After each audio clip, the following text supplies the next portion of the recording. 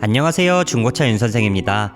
미수선 처리에 관련된 영상이 엄청난 인기를 얻으면서 문의 전화가 굉장히 많이 오는데요. 자동차 사고가 발생하였을 때 대물 관련해서 처리받는 방법 중에 하나가 미수선 처리입니다.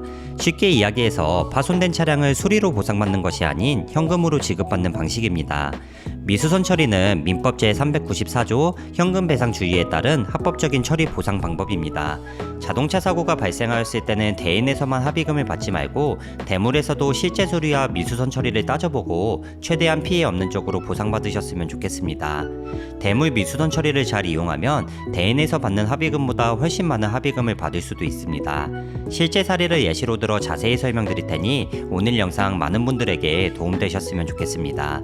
지난번에 올렸던 미수선 처리 실제 사례 사건 중 하나를 조금 깊게 이야기해볼까 합니다. 랜드로버 이보크 차량 사례였죠. 주차되어 있는 차량을 트럭이 후진하다가 차량을 파손시킨 사건입니다. 최종 결과부터 말씀드리면 보험회사 담당자분이 최초 제시한 금액은 350만원이었고 긴 협상 과정을 거쳐 최종적으로 결정된 합의금액은 730만원이었습니다. 어떻게 이렇게 합의금에서 차이 날 수 있었을까요? 최초 보험회사 담당자분이 제시한 합의금이 전혀 마음에 들지 않았기 때문에 제대로 된 합의를 주장하려면 객관적인 자료가 필요합니다. 여기서 이야기하는 객관적인 자료란 자동차 수리 견적서를 이야기하는데요. 보험회사는 통상적으로 정식 서비스 센터 견적과 공이 및 과도하게 들어간 견적서는 인정하지 않습니다. 윤 선생이 견적서를 발행할 때 사용하는 프로그램은 보험회사 담당자분들이 사용하는 피해 견적 산출 프로그램과 동일한 프로그램입니다.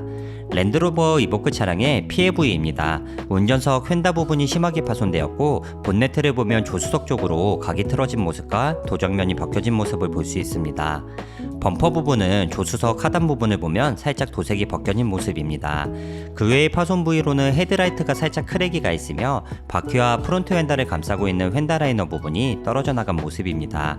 피해 부위가 확정되었다면 프로그램을 통해서 견적서를 발급받습니다. 도저히 보수 수리가 불가능한 부분은 모두 교환 수리 견적으로 넣고 범퍼와 같이 보수 수리가 가능한 부분은 보수 수리 작업으로 견적서를 넣습니다. 최종적으로 완성된 견적서입니다. 헤드라이트와 본네트, 조수석 프론트 휀다 부분은 모두 견적으로 넣었고 피해 부위가 심하지 않은 범퍼 부분은 보수 수리 작업으로 넣었습니다. 윤 선생이 발급한 견적서를 토대로 보험회사 담당자분과 재협상을 진행하였고 최종적으로 730만원을 지급받을 수 있었습니다. 이제 실제 수리를 진행해야겠죠. 미수선 처리를 진행할 때 차량 수리를 함께 진행하였습니다. 고객님이 바쁘셔서 직접 매장에 오시지는 못하고 탁송으로 차량을 받았습니다. 우리나라는 서울 장안평에서 아무리 먼 지역이어도 인적 탁송 13만원 정도면 전국 어디든 이동이 가능합니다. 수도권에서 수도권은 5만원 이내에서 탁송이 가능합니다. 윤 선생은 서울 장안평 매매시장에 근무하고 있으며 서울 장안평은 자동차의 메카로도 불릴 만큼 공업사가 많은 곳입니다. 합리적인 금액에 높은 퀄리티를 자랑합니다. 이번에 수리를 진행한 랜드로버 이보크 차량은 휀다 부분은 도저히 살려서 작업할 수 없었기 때문에 중고 부품으로 교환하였고 본네트는 황금도색으로 살려서 작업하였습니다. 피해 부위가 어느 정도 심하다고 하더라도 작업자의 숙련도에 따라서 황금도색으로 충분히 살려서 작업할 수 있습니다.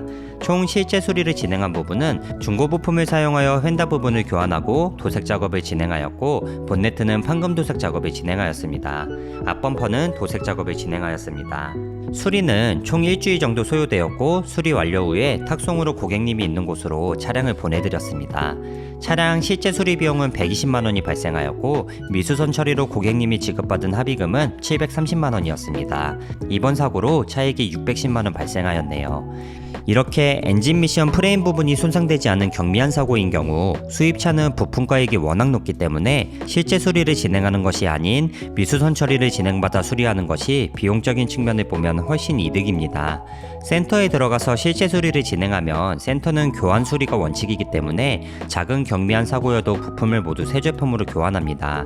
이렇게 되면 보험 이력도 많이 남게 되며 나중에 중고차로 되팔 때 성능 기록부에 외판 교환이 나오기 때문에 중고차 가격이 하락할 수밖에 없습니다. 자동차 대물 사고를 미수선 처리로 처리받는 것에 대해 부정적인 생각을 갖고 계신 분들이 꽤 있는 것 같습니다. 윤 선생 유튜브에 달린 댓글인데 물론 개인 의견이기 때문에 부정적으로 생각할 수는 있지만 윤 선생이 개인적으로 생각하는 미수선 처리는 현금 배상주의에 따른 올바른 처리 방법입니다. 많은 분들이 착각하시는 게 미수선 처리 때문에 전체적인 보험료가 상승한다고 이야기하시는데 잘못된 이야기입니다. 미수선 처리가 아닌 실제 수리를 진행하게 되면 미수선 처리로 지급하는 비용보다 훨씬 많은 비용이 비용이 센터의 실수리 비용으로 지급됩니다.